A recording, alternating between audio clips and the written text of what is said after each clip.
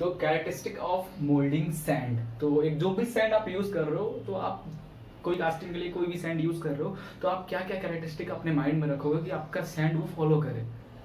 तो ये 9 है जो आपको ध्यान में रखना है कि आपके जो सैंड की ये 9 प्रॉपर्टी तो होनी ही होनी चाहिए, कम से कम इसमें से 7-8 प्रॉपर्टी तो मैच करनी चाहिए, अदरवाइज आपकी कास्टिंग डिफेक्टिव निकलेगी 100%। क्या क्या कैरेक्टरिस्टिक होने चाहिए? फ्लोएबिलिटी, फ्लोएबिलिटी होनी चाहिए, मतलब प्लास्टिसिटी होनी चाहिए। इसका मतलब क्या हुआ फ्लोएबिलिटी का मतलब कि जब आप पैटर्न रखे हो, पैटर्न के ऊपर फिर जब सैंड डाल रहे हो, तो जो सैंड है वो इजिली फ्लो होके पैटर्न का शेप ले ले। ठीक है, फॉर एग्जाम्पल अगर आप बड़े बड़े वो ले लो, ठीक है, ईंटे का हो गया, फिर गिट्टी हो गया, और फिर उसको जब आप पैटर्न को रखो और फिर से क्या वो शेप लेगा, वो गैप रह जाएगा, कैविटी बन जाएगी ऐसे। तो फ्लोएबिलिटी मतलब वो इजिली, जो सैंड पार्टिकल वो इजिली फ्लो होकर जैसा पैटर्न रखे हो, जितने कॉम्प्लिकेटेड पार्ट रखे हो, उस कॉम्प्लिकेटेड पार्ट का शेप ले ले। दैट्स कॉल्ड द फ्लोएबिलिटी और the plasticity of the sand. Green strength, green strength मतलब इन अ वेट स्टेट, सैंड में जब आप पानी मिलाया हो तो वेट हो गया, ठीक है, तो वेट स्टेट में उसकी हाउ मच स्ट्रेंथ, जब आप पैटर्न को निकालो तो क्या ज्यादा अच्छा, ग्रीन स्ट्रेंथ ज्यादा अच्छा होता है। आप चाहोगे कि आपके हर एक मोल्ड बॉक्स में तो सैंड की प्रिपरेशन करे, सैंड आपका ग्रीन स्ट्रेंथ ज्यादा होनी चाहिए उसकी, बिकॉज ग्रीन स्ट्रेंथ ज्यादा होने से क्या होता है, जब पैटर्न आप निकालोगे तो मॉइस्चर के कारण सारे पार्टिकल्स एक दूसरे से क्या रहेंगे, कोहेजन रहेंगे, कोहेजन उनके बीच में बहुत ज्यादा होगा पार्टिकल्स के बीच में। तो जब आप पैटर्न निकालोगे तो वो बाउंड्री टूट कर गिरेगी नहीं, as compare to dry state में। ड्राई स्टेट कंपेयर में क्या होगा, हल्का सा में निकाले, ड्राई है तो बाउंड्री टूट के गिर गई। ठीक है, एग्जाम्पल देखना है तो आप गीला सैंड ले लो, खेलते होंगे बचपन में, तो उसमें जब आपको ये होल वगैरह गुफा टाइप का बनाते हो, सैंड जब गीला रहता है तो बहुत इजीली बन जाता है और जल्दी ढहता भी नहीं है। बट यही सूखा स्टेट में करोगे तो वो बनता ही नहीं है। पहली बात, जैसे आप करोगे गैप बना, ऊपर से पूरा सैंड आ जाएगा फिर। क्लियर? तो ड्राई स्ट्रेंथ, ड्राई स्टेट में जब सैंड हो, इसकी भी क्वालिटी है, ऐसी बात नहीं है कि हम ड्राई में, इसका मतलब हम ड्राई यूज ही नहीं करें। ड्राई स्ट्रेंथ भी बहुत जरूरी होती है। जब आप लार्ज पार्टिकल बनाते हैं, बहुत बड़े बड़े प्रोडक्ट बनाना है, उसमें ड्राई स्ट्रेंथ होनी चाहिए। ड्राई स्ट्रेंथ में जो हम सैंड पार्टिकल यूज करते हैं, बड़े बड़े सैंड होते हैं, ठीक है, तो जब बड़े प्रोडक्ट बनाते हैं वहां पे ड्राई स्ट्रेंथ होना बहुत जरूरी है। परमिएबिलिटी मतलब पोरोसिटी होनी चाहिए आपके सैंड, जो भी सैंड यूज कर रहे हो उनके बीच में यूनिफॉर्म ग्रेन साइज होनी चाहिए, ताकि जो भी गैस अंदर एंट्रैप्ड गैस बने तो वो इजिली कोप के थ्रू, सैंड के थ्रू बाहर निकल जाए। ठीक है, तो परमिएबिलिटी होनी चाहिए। रिफ्रैक्टिवनेस बोले तो हाई थर्मल कंडक्टिविटी, जब उस पे मोल्टेन मेटल जैसे सैंड के अटैच में आता है तो क्या होने लगता है, सरफेस पे या कैविटी में, जैसे हमारे उस कैविटी में मोल्टेन मेटल जाएगा तो क्या होगा, क्रैक्स बनने लगते हैं, सैंड में क्रैक आने लगता है, दरारें पड़ने लगेंगी पूरी जगह। तो अगर दरारें पड़ने लगी ऐसा, तो आपको जो मोल्ड, जो पैटर्न से हो सकता है थोड़ा सा साइज बड़ा हो जाए आपके प्रोडक्ट का, हो सकता है पैटर्न के प्रोडक्ट के ऊपर क्रैक्स आ जाए, ठीक है, और उस क्रैक्स में आपका सैंड चला जाए या सैंड के क्रैक्स में चला जाए। ठीक है, तो ये था रिफ्रैक्टिवनेस प्रॉपर्टी, ये अच्छा होना चाहिए। एडहेसिव, जो बाइंडर आप यूज करते हो सैंड को, एक सैंड प्रिपेयर करने के लिए, जैसे पहले लेक्चर में जस्ट हमने अभी डिस्कस किया था, बाइंडर्स किया था, ठीक है, तो clay as a binder, clay और सैंड का जो मिश्रण, उन दोनों के बीच में जो एडिशन है, जो एडिसिव फोर्स जो है वो अच्छी होनी चाहिए, ताकि जब पैटर्न वगैरह रिमूव करें तो कोई दिक्कत ना हो। Same to same cohesion, cohesion में क्या होगा, sand particle to sand particle, one sand particle to sand particle, sand particle to other particle called adhesive, sand particle to sand particle called cohesion. ठीक है, and the thermal stability, thermal stability बोले तो thermally conductive. Same to same refractiveness की आधी property है कि जब हम मोल्टेन मेटल डालते हैं तो क्रैक वगैरह होने लगता है, वो नहीं होना चाहिए, हाई थर्मल स्टेबिलिटी होनी चाहिए आपके सैंड की। And the last one collapsibility, collapsibility, collapse होना मतलब आपकी सैंड की कोलैप्सिबिलिटी बहुत अच्छी होनी चाहिए, ज्यादा होना चाहिए, क्योंकि अगर देखो हमें पता है जब मोल्टेन मेटल कैविटी में जाएगा और जब फ्रीज होने लगेगा, फ्रीज होने टाइम क्या होगा, वो कोलैप्स होने लगेगा। या कभी कभी क्या होता है, अलग कुछ मटेरियल ऐसे होते हैं कि ठंडे होने पे थोड़े से एक्सपैंड होते हैं, ठीक है, तो कोलैप्सिबिलिटी इतनी होनी चाहिए कि वो एक्सपेंड हो चलेगा, बट वो ज्यादा एक्सपेंड ना हो जाए, इतने क्लोज, इतने आपके जो सैंड पार्टिकल जब रखोगे इतने, मतलब एक मैक्सिमम लिमिट तक कोलैप्स हो, उससे ज्यादा एक्सपेंड या हो या ज्यादा कोलैप्स भी ना हो जाए। क्या होता है कि जब गर्म जैसे डालोगे सैंड को, सैंड भी गर्म होने लगेगा, सारे जो उसके अंदर मॉइस्चर है सैंड के वो भी निकलने लगेंगे, तो क्या होगा, सैंड पार्टिकल कोलैप्स होने लगेंगे। तो हो सकता है आपका पैटर्न का साइज, जो कैविटी की साइज छोटी हो जाए, और छोटी हो गई तो प्रोडक्ट तो गया काम से। तो कोलैप्सिबिलिटी अच्छी होनी, ज़्यादा कोलैप्स भी नहीं होनी चाहिए आपके सैंड पार्टिकल, ठीक है। तो ये सब था overall characteristic of moulding sand. अब हम जो बाइंडर्स यूज करेंगे, बोले तो सैंड के लिए कौन कौन से कंस्टिट्यूएंट पार्टिकल्स होने चाहिए, कंस्टिट्यूएंट पार्टिकल्स ऑफ या क्या कहते हैं, yes constituents of moulding sand, कौन कौन से कंस्टिट्यूएंट्स होने चाहिए। फॉर एग्जांपल एडिटिव्स वगैरह डिस्कस करते हैं इस पे। ओके तो guys, constituents of moulding sand हम डिस्कस करने वाले हैं। सैंड प्रिपरेशन का एक टॉपिक है कि कौन कौन से कंस्टिट्यूएंट हैं फॉर मोल्डिंग सैंड के लिए। फॉर एग्जांपल इसमें 4 है overall, sand, additives, binders and water. इससे पहले लेक्चर्स में हमने डिस्कस किया था। तो सैंड का नॉर्मली क्या है कि सैंड कहाँ मिलता है, जनरली आपको लेक्स में मिल जाएगा, पॉन्ड में मिल जाएगा, रिवर में मिल जाएंगे सैंड। तो जो नॉर्मल सैंड जो मिल रहे हैं तो वही एक कंस्टिट्यूएंट है। मोल्डिंग कास्टिंग में जो मोल्ड रेडी करते हो उसका पहला constituent that's called the sand, ठीक है। वो इजीली अवेलेबल है। अलग अलग आर्टिफिशियल सैंड भी आजकल आने लगे हैं, एक शेप में सैंड आने लगे हैं, ताकि जब यूनिफॉर्म शेप होने के कारण क्या होता है, पोरोसिटी ज़्यादा होती है। जो गैस जब मोल्टेन मेटल हम डालते हैं तो जो गैस अंदर अनट्रैप्ड हो जाता है, जिसके कारण हमारा प्रोडक्ट खराब हो सकता है, उसके अंदर पोरस डिफेक्ट आ सकता है।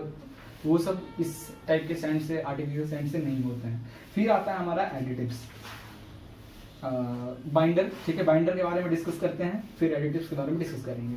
तो ये हमारा सैंड के बारे में नॉर्मली मैंने अभी जो बताया उतना काफ़ी है जानने के लिए। और इससे पहले लेक्चर्स में सैंड हम शुरू से देख रहे हैं, टाइप्स ऑफ सैंड, बहुत कुछ सैंड के बारे में देख लिया है। Now binders. तो बाइंडर्स जो हैं,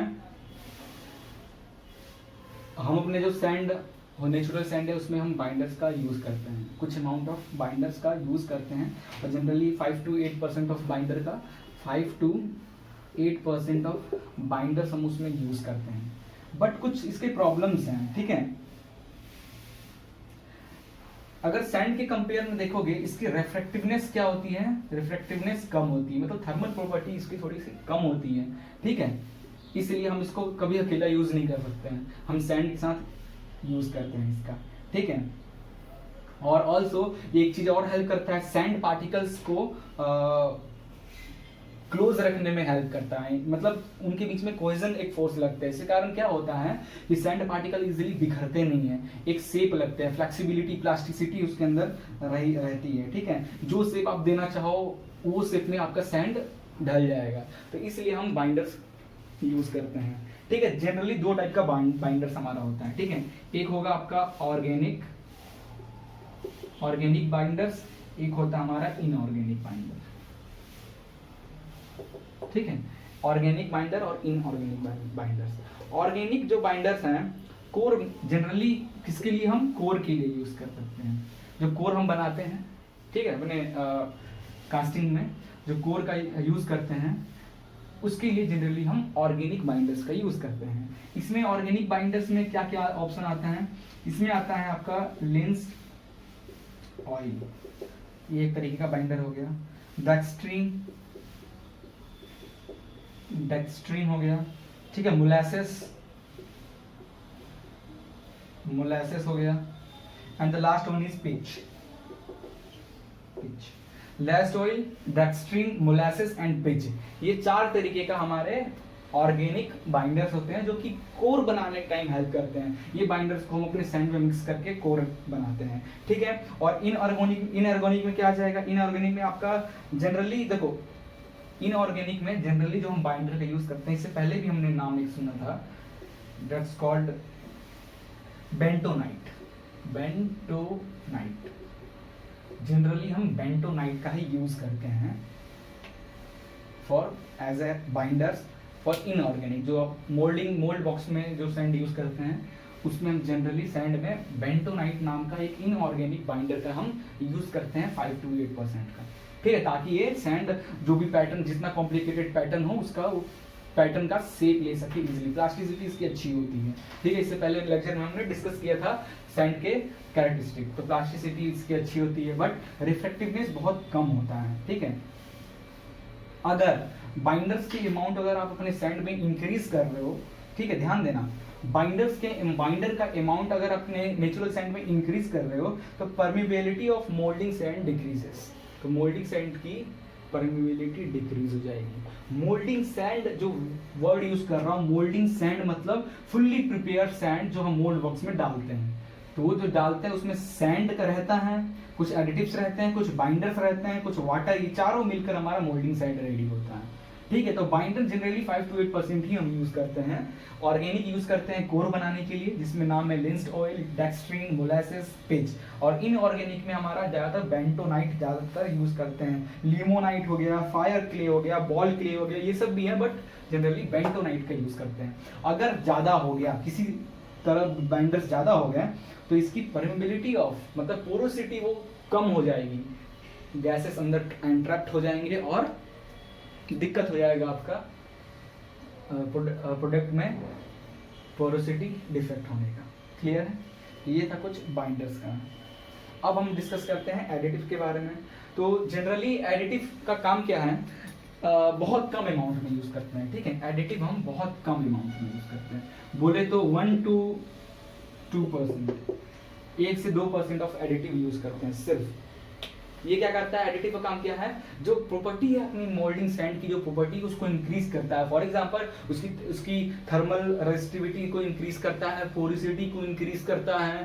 ठीक है, और कौन कौन से प्रॉपर्टी हमने देखा था, प्लास्टिसिटी को इंक्रीज करता है। जो प्रॉपर्टीज है हमारे मोल्डिंग सैंड के, उन प्रॉपर्टीज को वो इंक्रीज करता है एडिटिव। 1 से 2% ही जनरली हम एडिटिव यूज करते हैं। अब इसमें भी बहुत टाइप के एडिटिव आते हैं। ठीक, किस टाइप के एडिटिव? एडिटिव बोले तो कोल डस्ट हो गया, सी कोल हो गया, कॉर्न फ्लोर हो गया, सिलिका हो गया, वुड फ्लोर हो गया, पिच हो गया। ठीक है, पिच, ये वाला पिच, ये पिच हो गया, फ्यूल ऑयल हो गया, और डेक्स्ट्रिन और मोलासेस भी एक तरीके का हमारा एडिटिव में ही आता है। ठीक है, तो ये सब जो है हमारा एडिटिव बहुत कम अमाउंट में हम यूज करते हैं। क्या नाम है एडिटिव के? प्रॉपर्टीज को इंक्रीज करना। जो भी प्रॉपर्टी आपको मोल्डिंग सैंड की चाहिए उसकी प्रॉपर्टीज को अगर इंक्रीज करना है तो हम एडिटिव्स का यूज करते हैं। एक आध एडिटिव्स का मैं यहाँ पे लिख दे रहा हूँ। और जनरली जो नॉर्मली यूज करते हैं, कोल डस्ट हो गया, सी कोल हो गया। सी कोल जनरली हम 0.2 से 0.3% तक ही डालते हैं। फिर कॉर्न फ्लोर हो गया, सही समझ रहे हैं, कॉर्न फ्लोर वही वाला। ठीक है, सिलिका फ्लोर हो गया,